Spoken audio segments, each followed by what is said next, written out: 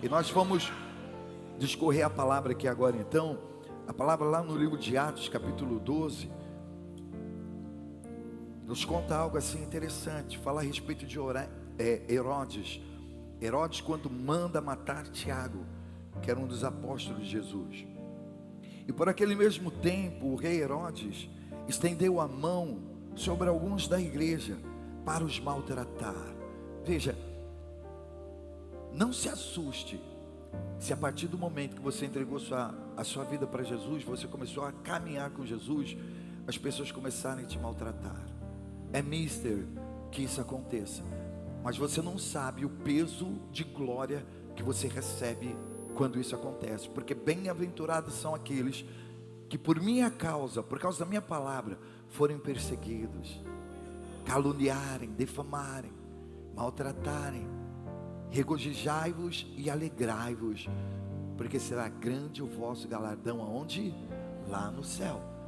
Então Herodes, ele começou a perseguir alguns irmãos da igreja e a maltratar esses irmãos, e matou à espada Tiago, irmão de João.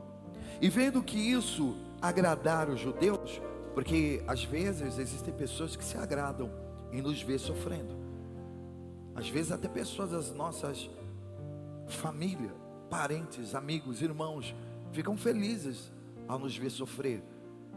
Quando nós perdemos alguma coisa, perdemos algumas oportunidades, eles se alegram com isso. Então aqueles judeus, você sabe que o judeu representa o povo de Deus, né? Os judeus que representavam o povo de Deus, por aí você percebe que nem todos são de Deus, eles se agradavam com isso. E vendo que isso agradava os judeus, ele continuou maltratando aqueles judeus e mandando prender também a Pedro,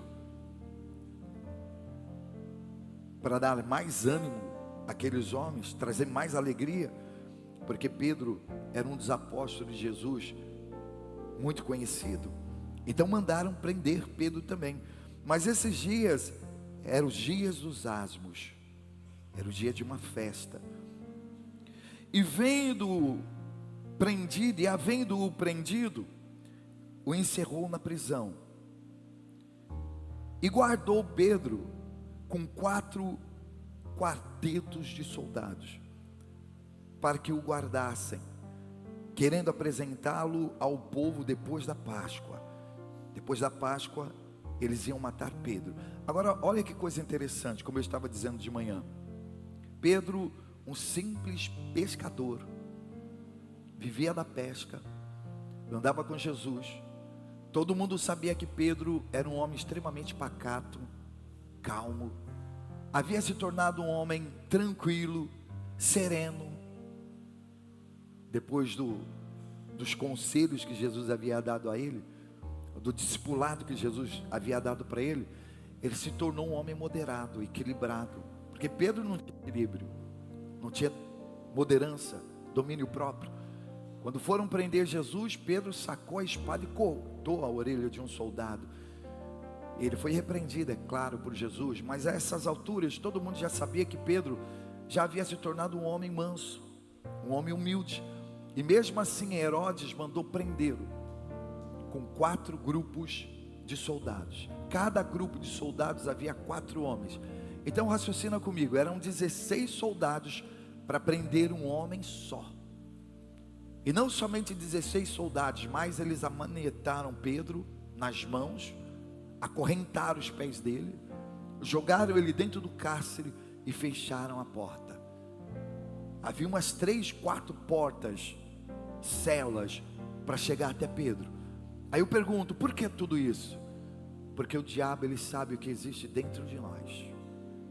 Quando você tem a presença do Espírito Santo na sua vida, o diabo sabe que ele tem que tomar cuidado com você. O diabo sabe que não é qualquer coisa que vai te prender, não é qualquer coisa que vai te segurar. Satanás sabe que não é qualquer coisa que vai conseguir te destruir.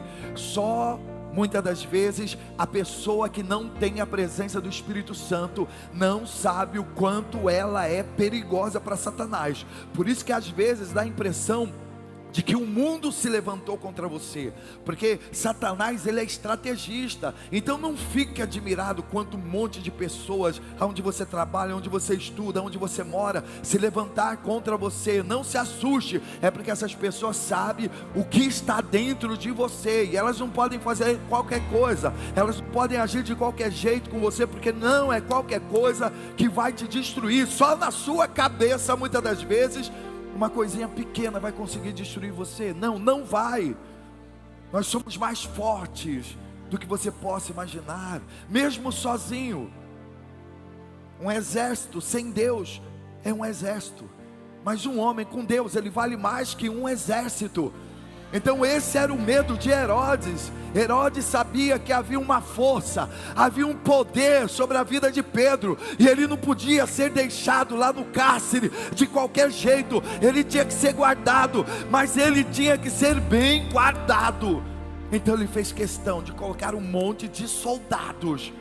Prende as mãos, prende os pés, coloca uma corrente, joga ele dentro do cárcere, tranca a porta e coloca soldados lá para ficar vigiando ele, porque ele não pode sair de lá.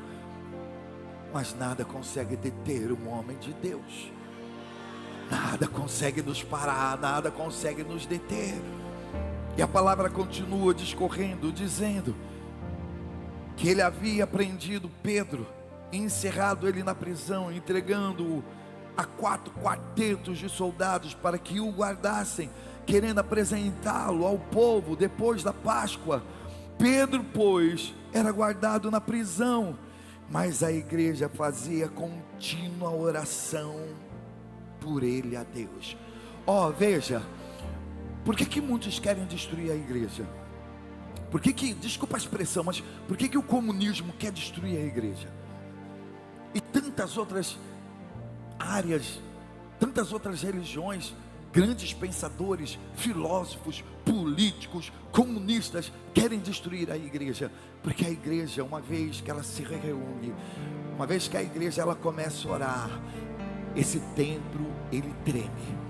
Quando nós começamos a orar, nós chamamos a atenção de Deus, os céus baixam aqui nesse lugar. É por esse motivo que paralítico anda, cego enxerga, aquelas pessoas que têm tumor, o tumor sai, o câncer sai, o milagre acontece, porque tudo está nessa dinâmica. Uma coisa é você orar na sua casa, você buscar a presença do Espírito Santo na sua casa, e outra coisa é você estar aqui na igreja. Eles tentam desconstruir a ideia da igreja. Você não precisa de igreja, você pode orar na sua casa mesmo. Deus está em todo lugar, com certeza, Deus está em todo lugar. Mas é aqui na igreja que aqueles que têm Deus se reúnem. É aqui que o povo de Deus se reúne. Igreja realmente não salva ninguém, mas os salvos, os que confiam, eles estão reunidos tudo aqui, nesse lugar. E quando eu digo nesse lugar, eu digo na igreja, eu digo na casa do Pai, eu digo na presença do Pai. Então Pedro lá, encarcerado, preso, manietado, a igreja fazia o quê? Orava. Seu marido está preso, seus filhos estão presos. E quando eu digo preso, não é lá na penitenciária não, eu digo preso nos vícios, preso, sabe, nas drogas, preso na vida financeira, na vida sentimental, presos nas redes sociais, na internet, preso emocionalmente, estão sendo encarcerados por Satanás. Você percebe que a bad tomou conta deles, a depressão, a angústia. Você é aquele pai, aquela mãe que tem medo de a qualquer momento você receba uma notícia de que seu filho cometeu suicídio, seu filho foi preso. Eu não sei. A única maneira de você libertar a sua casa, por mais aprisionados que estejam seus familiares, é orando, é se congregando, é não fazendo como muitos daqueles que abandonam a sua congregação. Uma brasa fora do braseiro, ela perde o calor, ela acaba esfriando, mas uma brasa junto com as outras, ela pega fogo, ela incendeia. Amém? Então a igreja orava, a igreja clamava, a igreja pedia em prol a vida de Pedro. E quando Herodes estava para o fazer comparecer, nessa mesma noite estava Pedro dormindo entre dois soldados, ligado com duas cadeias, e os guardas diante da porta guardavam a prisão. E eis que sobreveio o anjo do Senhor, e resplandeceu uma luz na prisão, e tocou a Pedro do lado, e o despertou, dizendo: levanta-te dessa prisão, e vem depressa. E caíram-lhe das mãos as cadeias, e disse-lhe o anjo: cinge-te e ata as tuas sandálias. E ele o fez assim. Disse-lhe mais: lança a tua capa, segue-me, segue-me. E saindo o seguia, e não sabia se era real o que estava acontecendo, e que o anjo estava fazendo, mas cuidava que ele estava tendo uma visão. E quando passaram a primeira e a segunda guarda, chegaram à porta de ferro que dá para a cidade, a qual se lhe abriu para si, sem ninguém ter tocado. A porta abriu sozinha, para que ele pudesse entrar. E tendo saído, percorreu uma rua, e logo o anjo o deixou. Olha que coisa interessante, os irmãos orando e Pedro dormindo. Não importa se aquela pessoa que está na sua casa, está no hospital, está no seu trabalho ou está em outra cidade, não importa se ela está dormindo, é a sua oração, é o seu clamor que vai fazer um milagre acontecer na vida dela, a transformação acontecer na vida dela. Então, recapitulando, os irmãos orando na igreja, Pedro na cela guardado por mais de 16 soldados, preso, a porta da cela trancada, os irmãos orando. De repente uma luz aparece lá na prisão, irradia uma luz, era o anjo de Deus. E aquele anjo vai e toca no ombro de Pedro e diz para ele: levanta, Pedro, coloca as suas sandálias, coloca as suas roupas, pega a sua capa, joga nas tuas costas e segue-me. Muitas das vezes, a única coisa para nos tirar dos cárceres dessa vida, cárceres emocionais, sentimentais, financeiros, é só se levantando e seguindo Jesus. Veja, eu tenho certeza que muitas pessoas aqui ainda estão presas, são prisioneiras de Satanás, estão vivendo os piores momentos de suas vidas, porque vira e mexe, Jesus chega para ela e diz assim: olha, me segue, me segue, me segue. Mas essa pessoa não quer segui-lo. No caso de Pedro, ele acordou atordoado, sem saber o que estava acontecendo, achando que aquilo era até uma visão, que ele estava sonhando. Mas ele obedece o anjo, porque a essência está justamente aí, em você obedecer a palavra, em você crer naquilo que o anjo, que o Espírito Santo, ele está falando para você. Pedro, ele podia questionar, Pedro, ele podia olhar e dizer: não tem como, olha lá, a cela está fechada, um monte de guardas ali, não tem como eu sair. Mas o anjo disse para ele: segue, me segue, me segue, porque a única coisa que às vezes nós podemos fazer é realmente dar ouvido à voz de Deus e segui-lo. E se ele está te chamando, segue-me, então siga, porque esse é o caminho, essa é a saída. Como ele vai fazer para te tirar desse cárcere, dessa prisão, dessa situação difícil que você está vivendo? Não importa, não interessa, a única coisa que você tem que fazer é segui-lo, porque quem vai abrir as portas para você vai ser Deus, e de maneira surpreendente. O que me deixa impactado com a palavra, sabe o que é? É que Deus chamou muitas pessoas. Durante toda a história da Bíblia, durante todo o Evangelho de Jesus Cristo, Ele chamou várias pessoas. Mas lá no livro de Hebreus, a palavra faz questão de colocar o nome somente àqueles que deram ouvidos a esse chamado.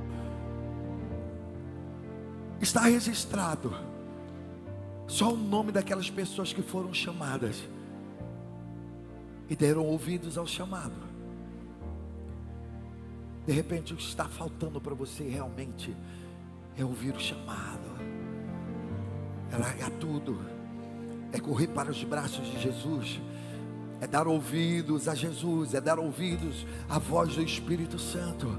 Como Ele vai fazer, eu não sei. Como vai acontecer, eu não sei.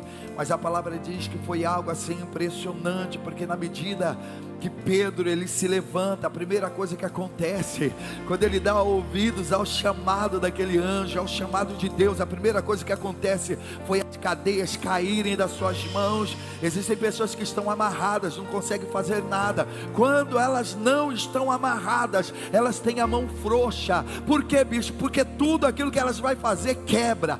Celular que quebra, é carro que quebra. Existem pessoas que compram um carro hoje, amanhã o carro já está um bagaço.